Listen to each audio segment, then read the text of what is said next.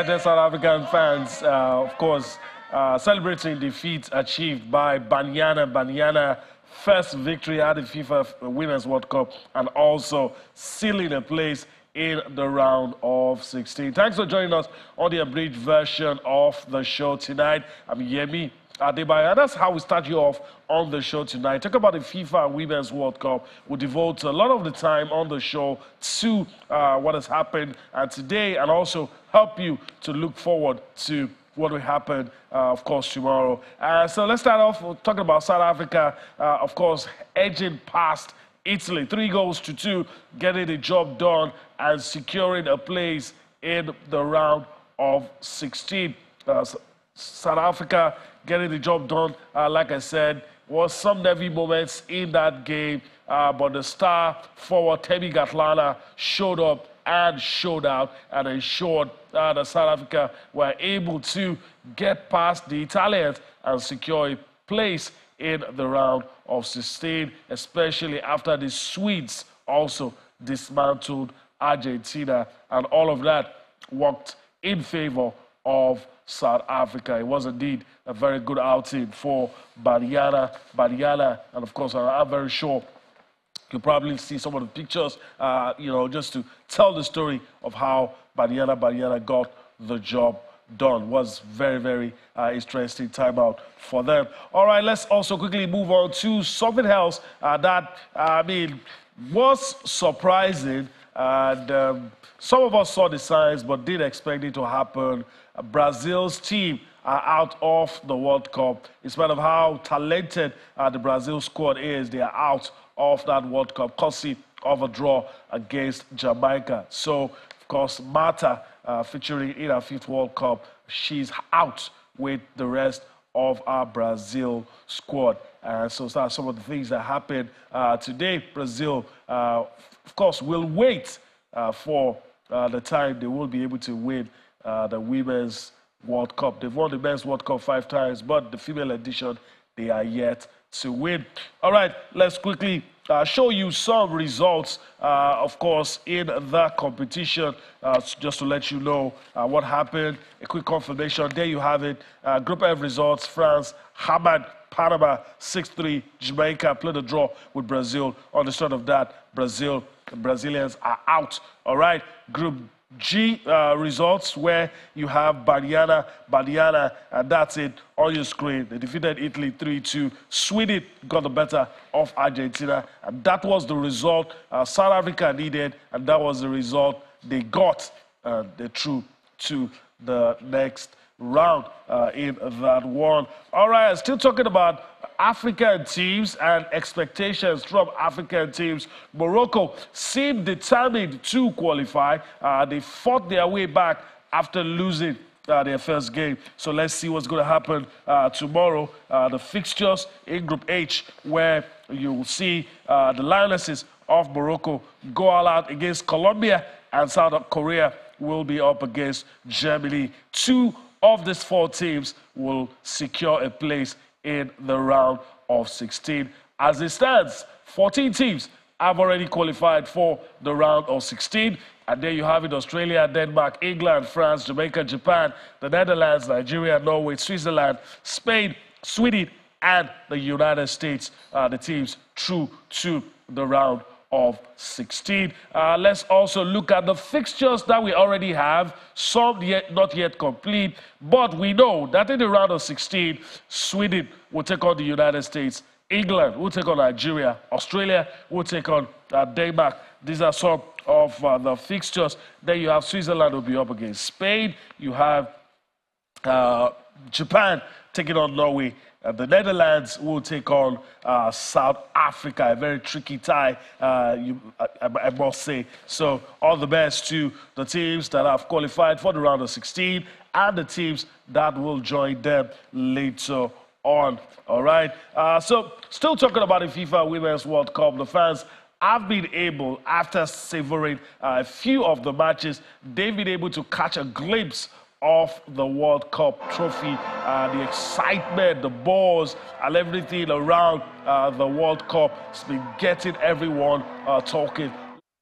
All right, I agree. This tournament has been about the underdogs you rarely see the blowouts. In some cases, yes, but not what we expected. We thought we were going to see some rugby scoreline. Did happen. Some of the teams have been able to do well. Some of the teams making their debut also have shown us that the gap has reduced. A lot of people questioned FIFA when they made a 24-team tournament and made it 32. A lot of people questioned them, but of course, FIFA now can be justified in their actions because the standard has not dropped. The quality still very much intact, and women's football has won a lot of fans. A lot of people have been won over with what they've seen with women's football of late. So it's very interesting. And of course, organizers said that over 1.6 million tickets have been sold in Australia and New Zealand. In the competition so far at this stage, 1.6 million tickets sold so far among the two countries, talking about Australia and New Zealand.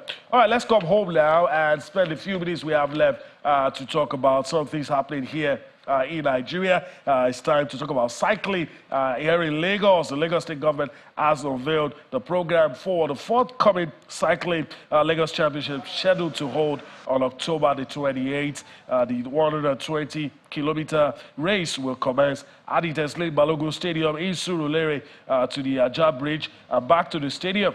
Director of Lagos State Sports Commission, Kolawole Moses, reaffirmed the commitment of government in promoting grassroots development at all levels. The director of cycling, who was also there, Babdele Adele, explained that the event would feature professionals, children, veterans, and celebrity cyclists. Let's take some reactions from that. We'll come back for more. Any athlete that has been identified during this process, especially for these amateur athletes, we are going to, if immediately they have been identified by the spare grace of God, Lagos State Sports Commission will take them up and we are going to nurture them to stadium to represent Lagos State in both national and international competition.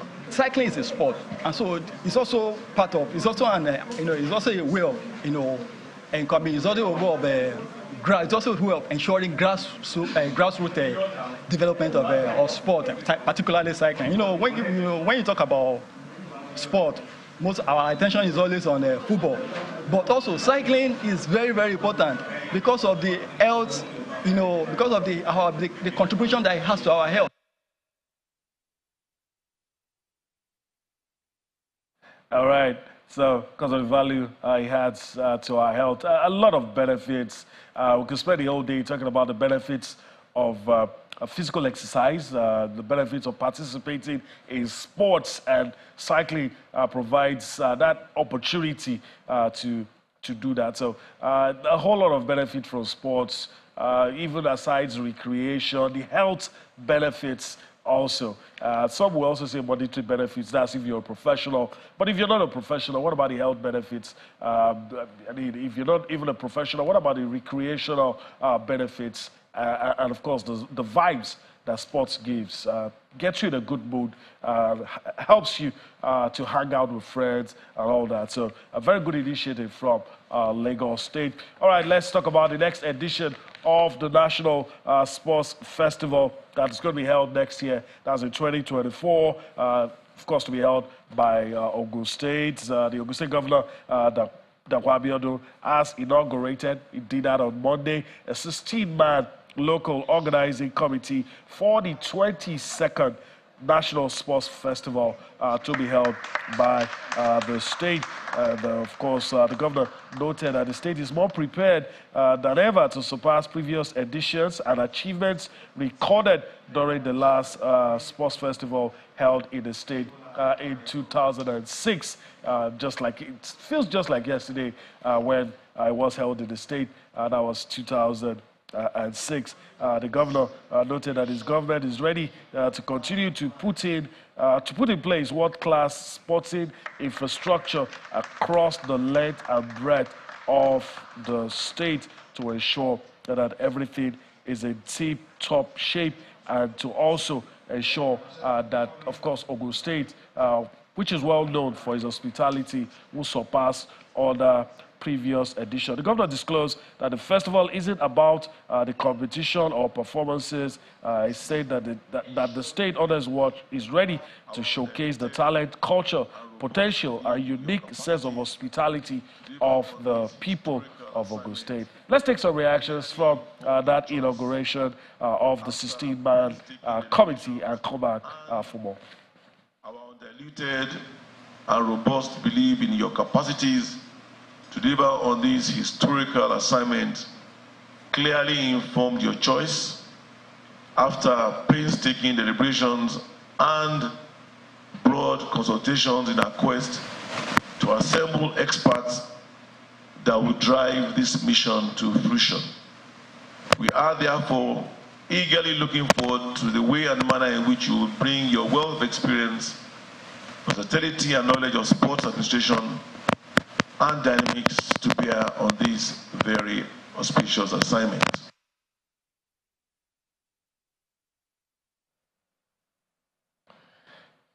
All right, so of course you already know what to expect in that.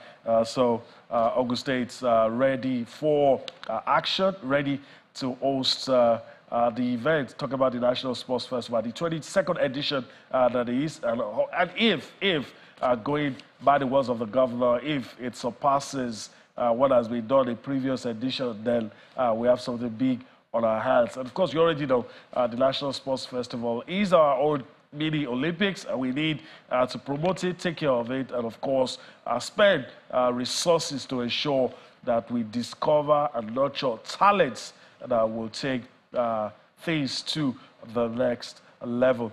All right. As we go, let's just quickly remind you and show to you again the teams that have booked their place in the round of 16 at the FIFA Women's World Cup. And that's it on your screen. Australia, Denmark, England, France, Jamaica, Japan, Netherlands, Nigeria, that's the Super Falcons, Norway, Switzerland, Spain, Sweden, and the United States. All of these teams have booked their place in the round of 16.